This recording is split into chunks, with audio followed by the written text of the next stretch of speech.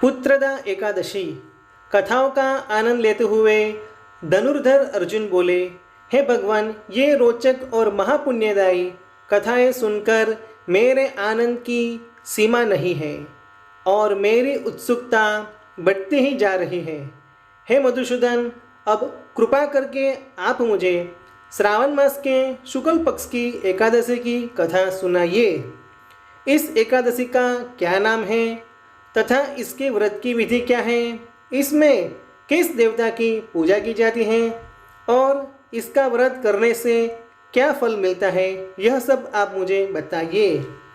तब सुदर्शन चक्रधारी भगवान श्री कृष्ण बोले, हे पार्थ, श्रावण मास के शुक्ल पक्ष की एकादशी की कथा के श्रवण मात्र से ही अनंत यज्ञ का पुण्य फल मिलता है।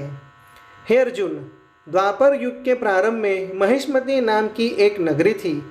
उस नगरी में महाजित नाम का एक राजा राज्य करता था। वह पुत्रहीन था, इसलिए वह सदैव दुखी रहता था। उसे वह राज्य, सुख और वैभव सब कुछ भी बड़ा कष्टदायी प्रतीत होता था, क्योंकि पुत्र के बिना मनुष्य को इस लोक में और परलोक दोनों में सुख नहीं मिलता। राजा ने पुत्र प्राप्ति के लिए बहुत ही प्रयत्न किए, परंतु उसका कोई फल नहीं मिला। उसके हर प्रयत्न विफल रहे। जैसे जैसे राजा महाजित वृद्धावस्था की ओर बढ़ते जा रहे थे, वैसे वैसे उसकी चिंता बढ़ती जा रही थी। एक दिन उसने अपने सभा को संबोधित करते हुए कहा, न तो मैंने अपने जीवन में कोई पाप किया है और न ही अन्यायपूर्वक प्रजा से धन ही एकत्रित किया है, न ही कभी प्रजा को सताया है और न कभी देवता और ब्राह्मणों का अपमान किया है। मैंने प्रजा को सदैव पुत्र की तरह पाला है, कभी किसी से द्वेष नहीं किया, सबको एक समान माना है।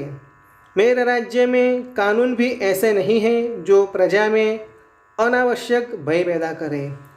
इस प्रकार धर्मयुक्त राज्य करने पर भी मैं इस समय भारी दुख पा रहा हूँ। इसका क्या कारण है, मेरी समझ में कुछ नहीं आ रहा। आप इस पर विचार करें कि इसका क्या कारण है और क्या इस जीवन में मैं इस दुख से मुक्त हो सकूँगा। राजा के इस दुख के समाधान के लिए मंत्री आदि वन को गए, ताकि वहां जाकर किसी ऋषि मुनि को राजा की व्यथा बताकर कोई समाधान पा सके। वहां वन में जाकर उन्होंने श्रेष्ठ ऋषि मुनियों को प्रणाम किया। उस स्थान पर वयोवृद्ध और धर्म के ज्ञाता महर्षि लोमेश भी रहते थे। वे सभी महर्षि लोमेश के पास गए।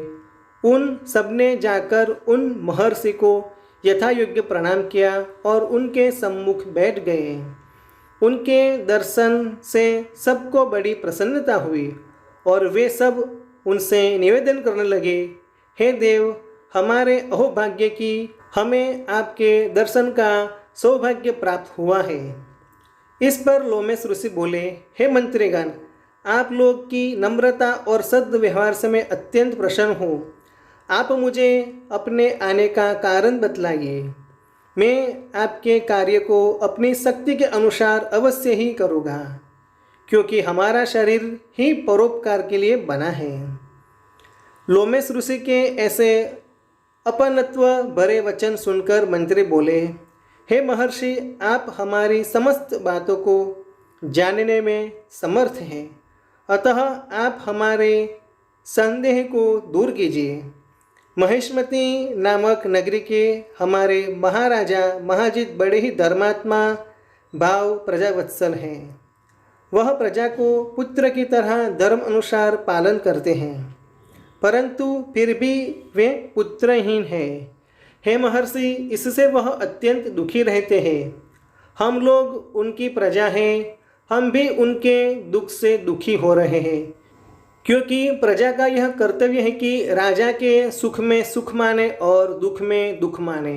हमको उनके पुत्रहीन होने का अभी तक कारण प्रतीत नहीं हुआ, इससे हम आपके पास आए हैं। अब आपके दर्शन करके हमको पूर्ण विश्वास है कि हमारा कष्ट अवश्य ही दूर हो जाएगा, क्योंकि महान पुरुषों के दर्शन मात्र से ही प्रत्येक कार्य की सिद्धि हो जाती है।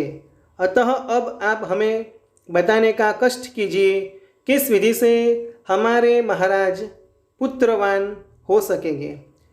हे महर्षि, यह आपका हम पर वह हमारे राज्य पर बड़ा उपकार होगा।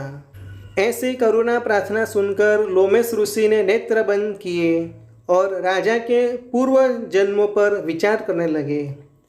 वह कुछ पलों बाद विचार करके बोले, हे श्रेष्ठ पुरुषों, यह राजा पिछले जन्म में अत्यंत क्रूर था, बुरे कर्म किया करता था। उस जन्म में यह एक गांव से दूसरे गांव में घूमा करता था। एक बार ज्येष्ठ मास के शुक्ल पक्ष की एकादशी के दिन की बात है। यह 2 दिन तक भूखा था। दोपहर के समय एक जलाशय पर जल पीने गया। उस स्थान पर एक उसी समय व्याई हुई गाय जल पी रही थी। राजा ने उसको प्यासे ही भगा दिया और स्वयं जल पीने लगा। हे भद्रजनों, इसलिए राजा को यह दुख भोगने पड़ रहे हैं। एकादशी के दिन भूखा रहने का फल यह हुआ कि इस जन्म में वह राजा और प्यासी गाय को जलाशय से भगाने के कारण पुत्रहीन है। इस पर वे सभी सभासद विनती करने लगे, हे महर्षि, शास्त्रों में ऐसा लिखा है कि पुण्य से पाप नष्ट हो जाते हैं, अतः कृपा करके आप हमें कोई ऐसा उपाय बतलाइए जिससे हमारे महाराजा के पूर्व जन्म के पाप नष्ट हो जाएं और उन्हें पुत्र रत्न की प्राप्ति हो। सभासदों के याचन भरे शब्दों को सुनकर लोमेश ऋषि बोले, हे भद्रजनों, यदि तुम सब श्रावण मास के शुक्ल पक्ष की पुत्रदा एकादशी का व्रत करें और रात्रि को जागरण करो और उस व्रत का फल राजा को प्रदान करो, तो तुम्हारे राजा के यहाँ पुत्र उत्पन्न होगा। राजा के समस्त दुख नष्ट हो जाएंगे। यह उपाय सुनकर सभी सभासदों ने महर्षि को कोटि कोटि धन्यवाद दिया और प्रणाम किया और आशीर्वाद लेकर अपने राज्य में लौट आए।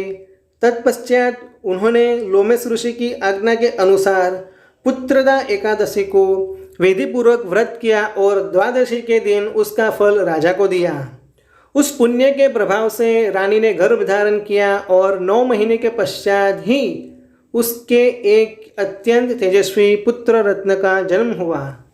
हे अर्जुन, इसलिए इस एकादशी का नाम पुत्रदा एकादशी पड़ा।